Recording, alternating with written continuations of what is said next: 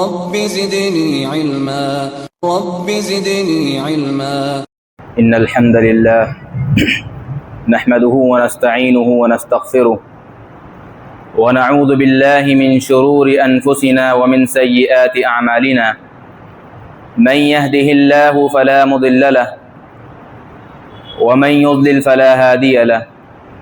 وأشهد أن لا إله إلا الله وحده لا شريك له وأشهد أن محمدا عبده ورسوله. أما بعد فإن خير الحديث كتاب الله وخير الهدي هدي محمد صلى الله عليه وسلم وشر الأمور محدثاتها وكل محدثة بدعة وكل بدعة ضلالة وكل ضلالة في النار. فأعوذ بالله من الشيطان الرجيم. بسم الله الرحمن الرحيم. يا أيها الذين آمنوا اتقوا الله حق تقاته ولا تموتن إلا وأنتم مسلمون.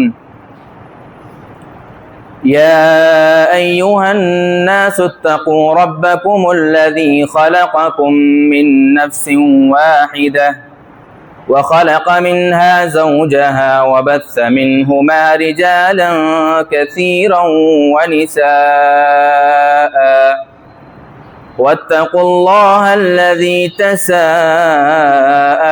به والأرحام إن الله كان عليكم رقيبا. يا أيها الذين آمنوا اتقوا الله وقولوا قولا سديدا يصلح لكم أعمالكم ويغفر لكم ذنوبكم ومن يطع الله ورسوله فقد فاز فوزا عظيما. وتوبوا إلى الله جميعا أيها المؤمنون لعلكم تفلحون.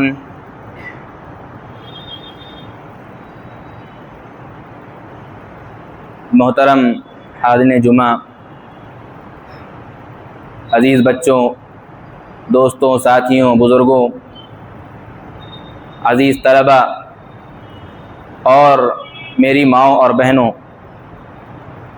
تمام قسم کی تعریف اللہ ذوالجلال کے لیے ہے اور کروڑہا درود و سلام ہو عموماً تمام انبیاء کرام علیہم السلام پر، خصوصاً خاتم النبیین رحمۃ للعالمین محمد ابن عبداللہ الامین صلی اللہ علیہ وسلم پر. اللهم صل على محمد وعلى آل محمد كما صليت على إبراهيم وعلى آل إبراهيم إنك حميد مجيد. اللهم بارك على محمد وعلى آل محمد كما باركت على إبراهيم وعلى آل إبراهيم إنك حميد مجيد. سامعین کرام، اللہ رب العالمین ہمارا خالق و مالک ہے. ساری کائنات اس رب ذوالجلال کے حکم کے تابع ہیں. نور سے بنے فرشتے اللہ رب العالمین کا ہر حکم ہر آن پورا کرتے ہیں. کوئی بھی اللہ کا ایسا حکم نہیں ہوتا جس کی وہ نافرمانی کرتے ہوں.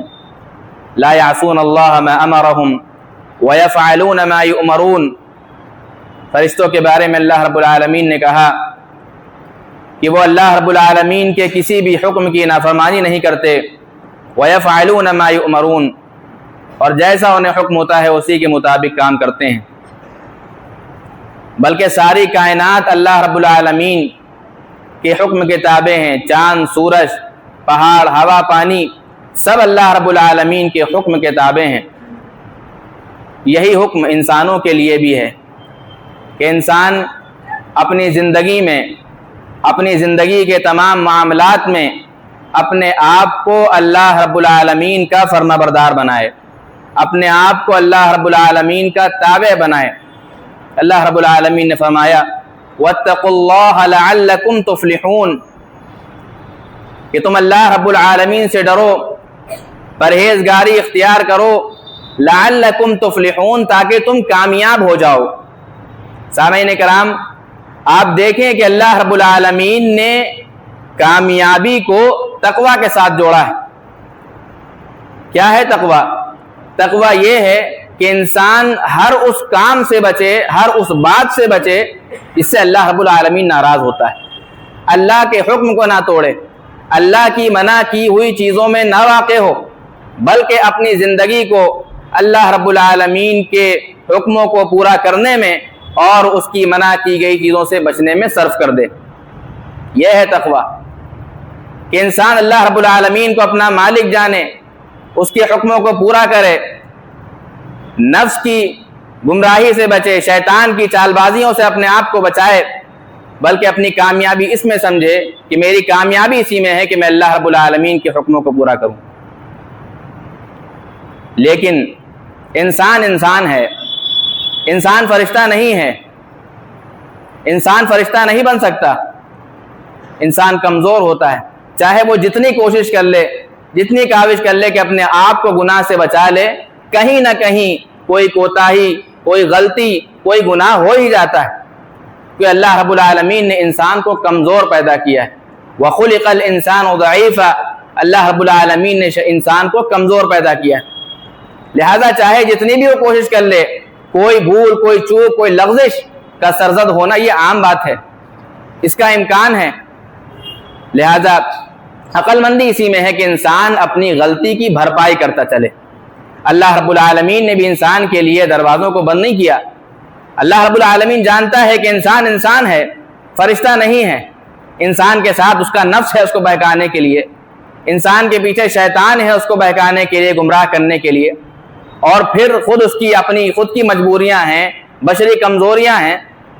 لہذا عافیت اسی میں ہے کہ انسان اپنی غلطیوں کی بھرپائی کرے۔ اللہ رب العالمین نے غلطی کے بعد بھی اللہ رب العالمین نے انسان کے لیے دروازوں کو کھلا رکھا ہے۔ تو آپ دیکھیں کہ اللہ رب العالمین نے کامیابی کا دار و مدار جہاں تقوی پر رکھا ہے، اسی طرح اللہ رب العالمین نے کامیابی کا دار و مدار توبہ اور استغفار پر بھی رکھا ہے۔ جہاں اللہ رب العالمین نے کامیابی کو تقوی سے جوڑتے ہوئے فرمایا وَاتَّقُوا اللَّهَ لَعَلَّكُمْ تُفْلِحُونَ کہ تم اللہ رب العالمین سے ڈرو تاکہ تم کامیاب ہو جاؤ، تو وہیں اللہ رب العالمین نے توبہ اور استغفار کو کامیابی کنجی کے طور پر بیان کرتے ہوئے فرمایا وَتُوبُوا إِلَى اللَّهِ جَمِيعًا أَيُّهَا الْمُؤْمِنُونَ لَعَلَّكُمْ تُفْلِحُونَ اے مومنو، توبہ کے ذریعے سے اللہ رب العالمین کی طرف پلٹو، اللہ رب العالمین کی طرف آؤ، لَعَلَّكُمْ تُفْلِحُونَ تاکہ تم کامیاب ہو جاؤ، لَعَلَّكُمْ تُفْلِحُونَ۔ تو آپ دیکھیں کہ اللہ رب العالمین نے کامیابی کا دار و مدار جہاں تقوی کو قرار دیا، وہی کامیابی کا دار و مدار اللہ رب العالمین نے توبہ اور استغفار کو قرار دیا۔ لہذا ایک بندہ مومن کو چاہیے کہ وہ جتنا ہو سکے اللہ رب العالمین کی پرہیزگاری، اللہ رب العالمین سے ڈرے، پرہیزگاری اختیار کرے، تقوی کو اپنا شعار بنائے، اور اگر کہیں گناہ سرزد ہو جائے تو اللہ رب العالمین کی طرف لوٹے، معافی مانگے، اللہ رب العالمین سے مغفرت کا سوال کرے۔ لہذا اللہ کے نبی صلی اللہ علیہ وسلم نے ارشاد فرمایا کل ابن آدم خطاء وخیر الخطائین التوابون کہ ہر ابن آدم، ہر انسان خطا کار ہے، خطا کا امکان ہے، اور تم میں بہترین خطا کار وہ ہیں جو التوابون ہیں، جو توبہ کرنے والے ہیں، اللہ رب العالمین کی طرف لوٹ کر آنے والے ہیں، اپنی غلطیوں کے اللہ رب العالمین سے معافی کے طالب ہونے والے ہیں۔ لہذا اس حدیث سے معلوم ہوا کہ انسان چاہے کتنی بھی کوشش کر لے، اس سے کہیں نہ کہیں کوئی غلطی ہو ہی جاتی، بلکہ کوئی گناہ کا سرزد ہو جانا یہ عام بات ہے، اس سے گناہ ہو سکتا ہے، لیکن تو گناہ کے بعد کیا، غلطی کے بعد کیا انسان اپنی پرانی تقوی کی زندگی کو چھوڑ دے؟ کیا نیکیوں کی زندگی کو چھوڑ دے؟ کیا وہ سمجھے کہ اب تو میں برا بن ہی گیا ہوں، اب میں کیسے اچھا بن سکتا ہوں؟ نہیں، بلکہ یہ چاہیے کہ انسان اپنی غلطیوں کی بھرپائی کرے، انسان اپنی غلطیوں کی بھرپائی کرے، کیونکہ ہر انسان سے گناہوں کا سرزد ہونا یہ ممکن ہے۔ اسی لیے اللہ کے نبی صلی اللہ علیہ وسلم فرمایا کہ بہترین خطا کار وہ ہیں جو تم میں توبہ کرنے والے ہیں، اللہ رب العالمین سے مغفرت کا سوال کرنے والے ہیں، اپنے گناہوں کی بخشش کروانے والے ہیں، وہ بہترین لوگ ہیں۔ لہذا غلطی کے بعد بھی انسان اللہ رب العالمین کے نزدیک اپنا مقام بنا سکتا ہے۔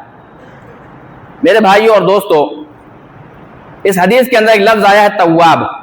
تواب کسے کہتے ہیں؟ جو بار بار اور خوب توبہ کرنے والا، اسے تواب کہتے ہیں۔ کیونکہ انسان سے غلطی زندگی میں ایک بار نہیں ہوتی، کئی بار غلطیاں ہوتی ہیں، کئی بار وہ خطائیں کرتا ہے۔ انسان عبادات میں غلطیاں کرتا ہے، اللہ کے حکموں کو پورا کرنے میں اس سے خطائیں ہوتی ہیں، کوتاہیاں ہو جاتی ہیں، نماز میں، دیگر عبادات میں اس سے کوتاہی ہو جاتی ہے۔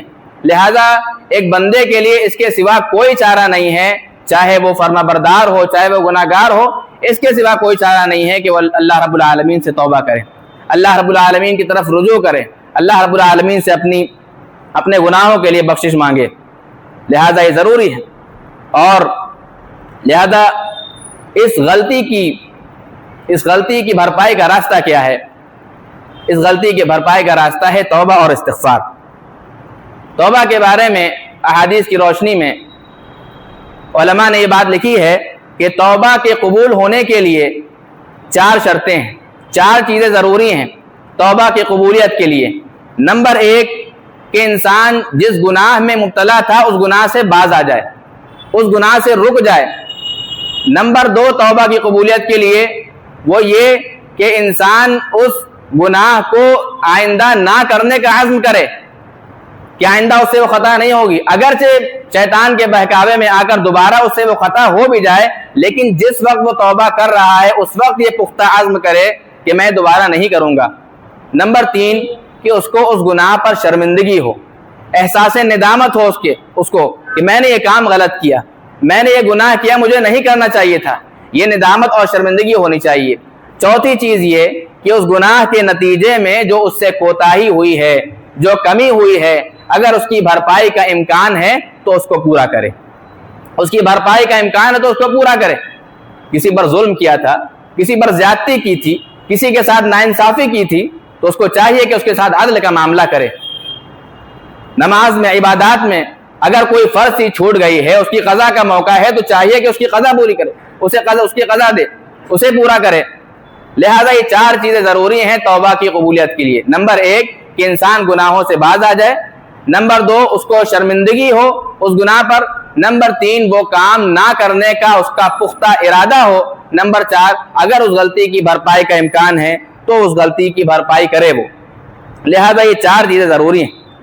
اسی لیے آپ دیکھیں سامعین کرام کہ اللہ رب العالمین جس طرح سے نیک بندوں سے اللہ تعالیٰ محبت کرتا ہے، اسی طرح سے اللہ رب العالمین توبہ کرنے والوں سے بھی محبت کرتا ہے۔ اللہ رب العالمین نے فرمایا ان اللہ یحب التوابین ویحب المتطہرین، کہ اللہ رب العالمین خوب توبہ کرنے والوں سے اور خوب پاک و صاف رہنے والوں سے محبت کرتا ہے۔ اللہ رب العالمین خوب توبہ کرنے والوں سے اور خوب پاک صاف رہنے والوں سے اللہ رب العالمین محبت کرتا ہے۔ آپ ذرا یہاں غور کریں کہ اللہ رب العالمین نے پاکی اور صفائی کو نمبر 2 پر رکھا ہے، اور توبہ اور استغفار کو اللہ رب العالمین نے نمبر 1 پر رکھا ہے۔ کیوں؟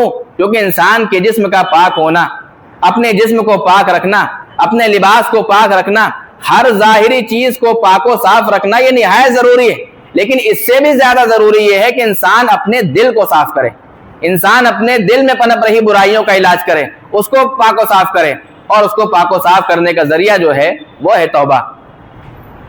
انسان کے جسم پر گندگی لگ جاتی ہے، لباس پر گندگی لگ جاتی ہے، وہ اس کو پانی سے صاف کر لیتا ہے، پانی سے دھو لیتا ہے، اس گندگی کو دور کر لیتا ہے، لیکن ایک گندگی گناہ کی بھی ہوتی ہے، وہ گندگی انسان کے جسم کو داغدار، انسان کے دل کو داغدار کر دیتی ہے، انسان کے دل کو داغدار کر دیتی ہے۔ اگر اس کو نہ دھویا گیا، اگر اس کو صاف نہ کیا گیا، تو یہی گناہ اس کی قیامت کے دن ہلاکت کا سبب بھی بن سکتا ہے۔ آپ جسم کی گندگی کو، لباس کی گندگی کو پانی سے دھو سکتے ہیں، دل کی گندگی کو آپ پانی سے نہیں دھو سکتے۔ دل کی گندگی کو آپ کو دھونا ہے کس سے؟ توبہ اور استغفار کے ذریعے سے۔ لہذا اسی لیے آپ دیکھیں کہ عجیب بات ہے کہ اللہ رب العالمین نے فرمایا فَفِرُّوا إِلَى اللَّهِ إِنِّي لَكُمْ مِنْهُ نَذِيرٌ مُبِينٌ، کہ یہ عجیب بات ہے کہ اللہ رب العالمین بندوں سے محبت کرتا ہے، اللہ رب العالمین توبہ کرنے والے بندوں سے محبت کرتا ہے. یعنی ایک شخص گناہ کرتا ہے، اس غلطی کے باوجود وہ انسان توبہ کرتا ہے آ کر، اس غلطی کے باوجود اللہ رب العالمین اس سے محبت کرتا ہے، اس سے اپنی محبت کا اظہار کر رہا ہے. لہذا نبی صلی اللہ علیہ وسلم کا اور تمام انبیاء کرام کا اپنی امتوں کو یہی پیغام ہوتا تھا، فَفِرُّوا إِلَى اللَّهِ إِنِّي لَكُمْ مِنْهُ نَذِيرٌ مُبِينٌ. فَفِرُّوا إِلَى اللَّهِ، اللہ کی طرف دوڑو. انی لکم منہ نذیر مبین، یقیناً میں اس کی جانب سے تمہیں کھلم کھلا ڈرانے والا ہوں، اس کی جانب سے میں تمہیں ڈرانے کے لیے آیا ہوں، لہٰذا تم اللہ رب العالمین کی طرف دوڑو. بڑا عجیب مسئلہ ہے کہ ڈرا بھی اللہ رب العالمین سے رہے ہیں اور دوڑنے کے لیے بھی کس کی طرف کہہ رہے ہیں؟ اللہ رب العالمین کے لیے. دنیا میں ایسا نہیں ہوتا. دنیا میں انسان اگر کسی شخص سے ڈرتا ہے تو اس سے دور بھاگتا ہے، اس کے سامنے آنے سے ڈرتا ہے کہیں اس کا سامنا نہ ہو جائے. لیکن اللہ رب العالمین سے کہا جا رہا ہے کہ اللہ سے ڈرو اور اللہ ہی کی طرف بھاگنا ہے. میں تمہیں اللہ سے ڈرانے کے لیے آیا ہوں، لہذا تم اللہ رب العالمین کی طرف بھاگو. اس لیے کہ اللہ رب العالمین کے عذاب سے اللہ کے سوا کوئی نہیں بچا سکتا، اللہ رب العالمین کی پکڑ سے اللہ کے سوا کوئی نہیں بچا سکتا. اسی طرح میرے بھائیوں، اللہ رب العالمین جہاں سزا دینے والا ہے، اللہ رب العالمین جہاں عذاب دینے والا ہے، وہیں اللہ رب العالمین غفور الرحیم بھی. اللہ رب العالمین نے ارشاد فرمایا، نبئ عبادی انی انا الغفور الرحیم وان عذابی هو العذاب العلیم. نبی صلی اللہ علیہ وسلم کو خطاب کرتے ہوئے کہ میرے بندوں کو خبردار کر دیجئے، ان کو بتلا دیجئے، انی انا الغفور الرحیم، کہ میں خوب بخشنے والا ہوں، خوب معاف کرنے والا ہوں اور میں نہایت رحم کرنے والا ہوں. وَأَنَّ عَذَابِي هُوَ الْعَذَابُ الْعَلِيمُ، اور اس چیز سے بھی ان کو باخبر کر دیجئے، یہ بات بھی بتلا دیجئے کہ میرا عذاب بھی بہت سخت ہے، میرا عذاب بھی بڑا ہی دردناک ہے.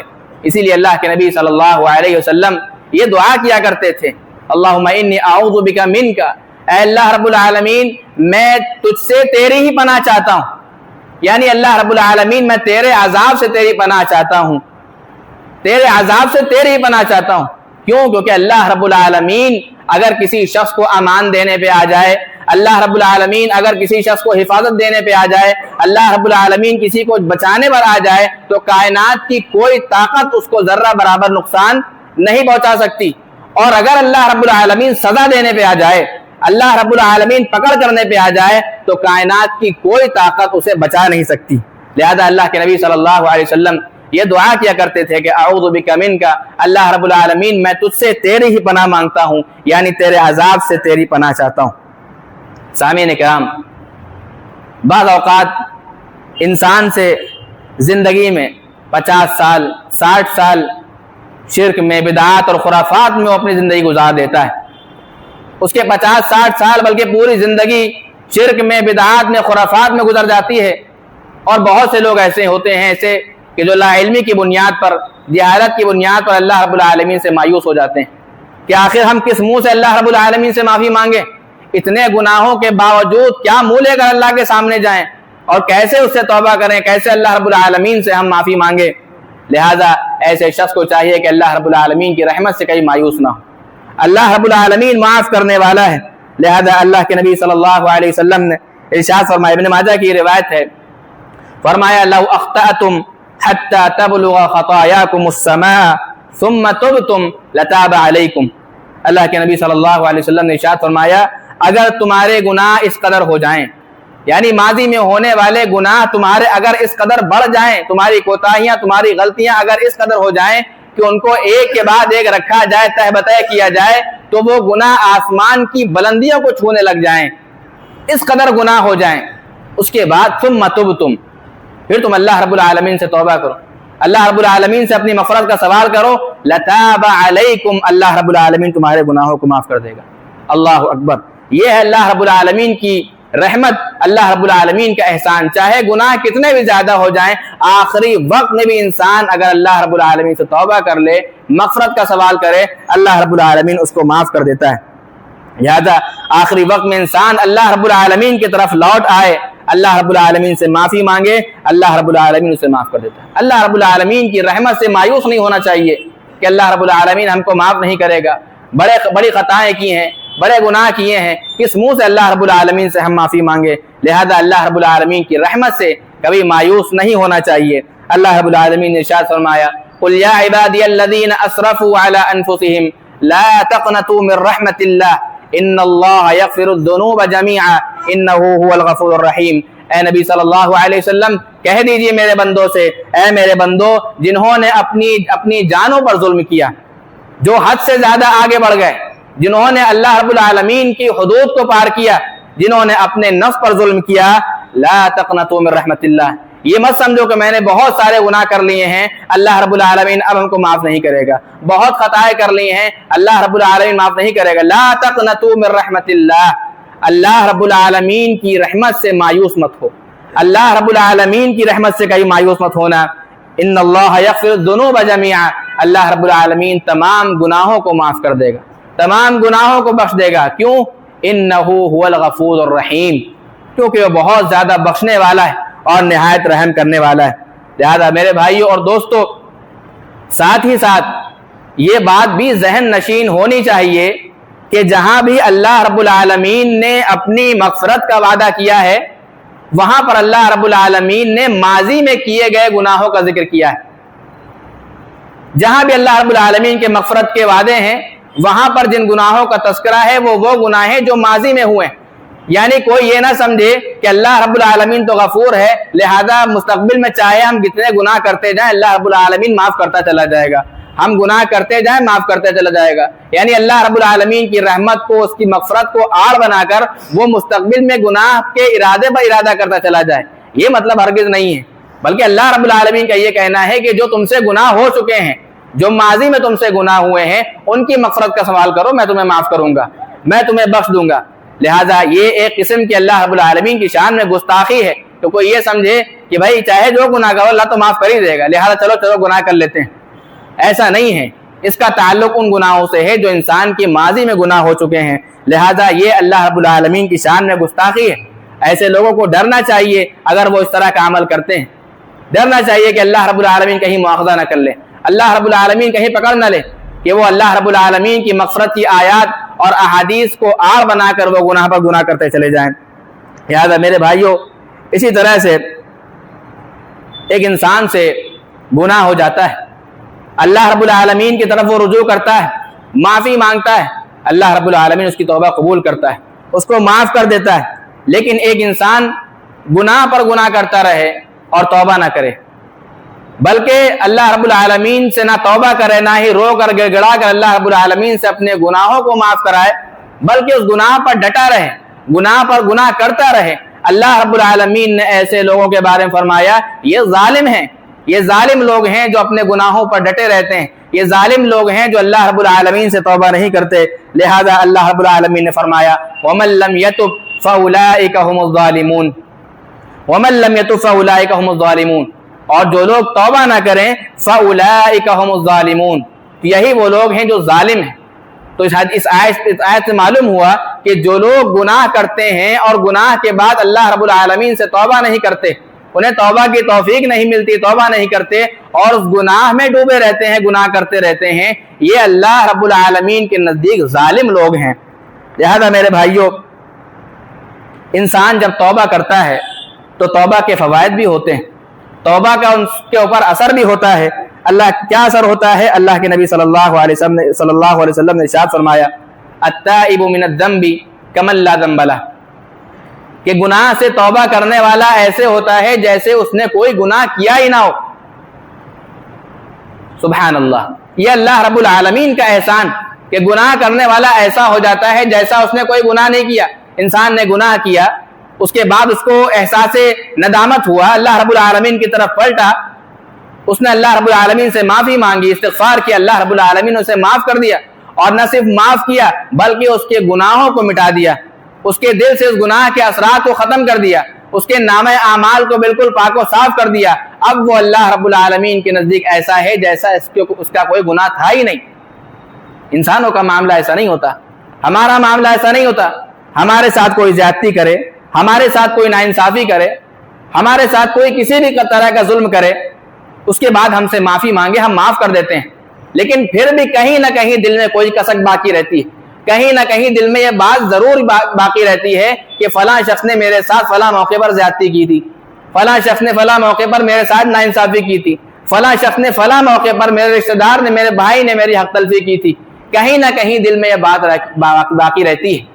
اور بسا اوقات انسان کی زندگی میں یہ چیز کسی نہ کسی موقع پر ابھر کے آ بھی جاتی کہ انسان بدلے کے طور پر وہی گناہ کر بیٹھتا ہے، وہی حق تلفی کر بیٹھتا ہے. معاف کرنے کے باوجود وہ موقع کی تلاش میں ہوتا ہے، جب مجھے موقع ملے گا تو میں ایسا کروں گا.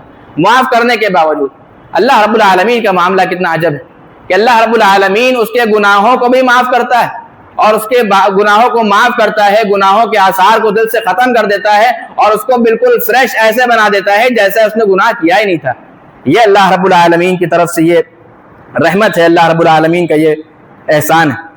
لہذا میرے بھائیوں، انسان چاہے کتنا ہی گناہ میں مبتلا کیوں نہ ہو، اپنے آخری وقت میں بھی اگر گناہ کرتا رہے اور پھر اللہ رب العالمین سے توبہ کرے، اللہ رب العالمین اس کی توبہ کو بھی قبول کرتا ہے. یعنی آخری وقت تک اللہ رب العالمین نے اس کے لیے معافی کے چانسز رکھے ہیں، توبہ کے چانسز اس کے لیے رکھے ہیں.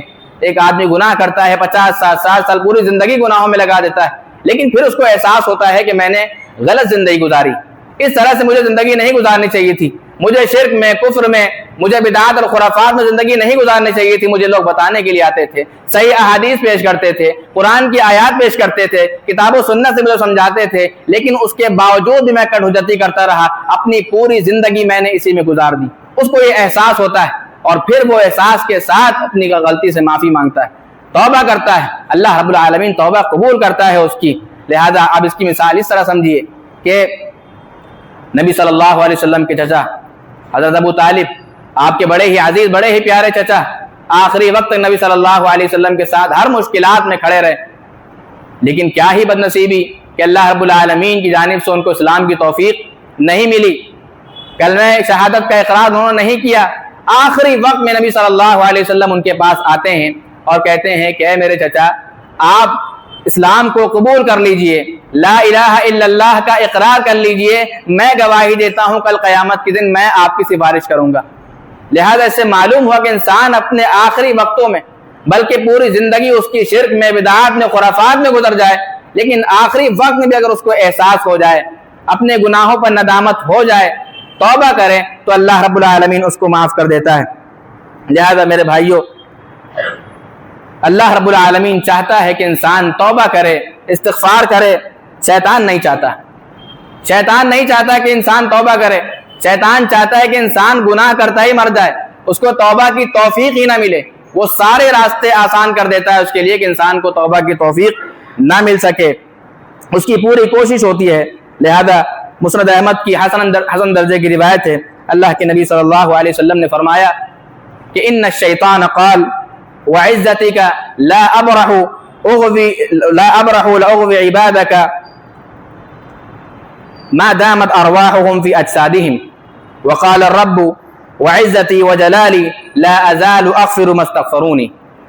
اللہ کے نبی صلی اللہ علیہ وسلم نے ارشاد فرمایا کہ ان الشیطان قال، کہ شیطان اللہ رب العالمین سے کہتا ہے، اس نے اللہ رب العالمین سے کہا کہ لا ابرح وعزتك یا ربی، اے میرے رب تیری عزت کی قسم، لا ابرح اغوی عبادک، میں تیرے بندوں کو راہ راست سے بھٹکانے والا کام ہرگز نہیں چھوڑوں گا، میں ان کو گمراہ کرتا رہوں گا، میں ان کو راستے سے بھٹکاتا رہوں گا. کب تک؟ ما دامت ارواحهم فی اجسادهم، جب تک ان کی روحیں ان کے جسموں میں باقی ہیں، جب تک ان کی جسموں کا تعلق روح سے باقی ہے، آخری وقت تک میں ان کو بھٹکاتا رہوں گا، گمراہ کرتا رہوں گا. وقال الرب، اللہ رب العالمین نے جواب دیا شیطان کو، وعزتی وجلالی لا ازال استغفر ما استغفرونی. تو سن لو کہ میری عزت اور میرے جلال کی قسم، میں بھی اپنے بندوں کو تب تک معاف کرتا رہوں گا، تب تک ان کی بخشش کرتا رہوں گا جب تک وہ مجھ سے مغفرت کا سوال کرتے رہیں گے. یعنی ایک طرف شیطان نے یہ کہا کہ اللہ تعالیٰ میں بھٹکاتا رہوں گا، کب تک؟ جب تک وہ مر نہ جائیں، جب تک ان کی زندگی باقی ہے میں ان کو بھٹکانے کے مشن میں لگا رہوں گا، گمراہ کرنے کام میں لگا رہوں گا. اور احسان ہمارے اوپر یہ ہے کہ اللہ رب العالمین نے کہا کہ سن لو میرے عزت اور جلال کی قسم، میں بھی اپنے بندوں کو تب تک معاف کرتا رہوں گا جب تک وہ مجھ سے مغفرت کا سوال کرتے رہیں گے. لہذا انسان کو چاہیے کہ آخری وقت میں بھی اللہ رب العالمین سے مغفرت کا سوال کرتا رہے، اور یہ چیز انسان کے اندر پیدا ہونی ضروری ہے. کہ اللہ رب العالمین ہمارا مالک، اللہ رب العالمین ہمارا خالق ہے، ہمیں اس کے حکموں کو پورا کرنا ہے، جتنا ہو سکے اللہ رب العالمین کے حکموں کو پورا کرے، اپنی زندگی کو اللہ رب العالمین کی فرما برداری میں گزارے اور حتی الامکان گناہوں سے بچنے کی کوشش کرے۔ اللہ رب العالمین نے فرمایا فاتقوا اللہ ما استطعتم، اپنی استطاعت کے مطابق جتنا ہو سکے تم اللہ رب العالمین سے ڈرتے رہو۔ لہذا اللہ رب العالمین ہمیں توفیق دے کہ ہم گناہوں سے بچ سکیں، اللہ رب العالمین ہمیں زیادہ سے زیادہ توبہ اور استغفار کرنے کی توفیق دیتا رہے۔ ایک اپیل کے ساتھ میں اپنی بات کو ختم کرنا چاہوں گا کہ گزشتہ جمعے میں یہ اعلان کیا جاتا رہا ہے کہ مساجد کی تعمیر کے لیے تعاون کی ضرورت ہے، لہذا پھر سے یہ اعلان کیا جا رہا ہے، تمام حضرات سے مخلصانہ اپیل ہے کہ آپ لوگ مسجد کے تعاون کے لیے چندہ دیں۔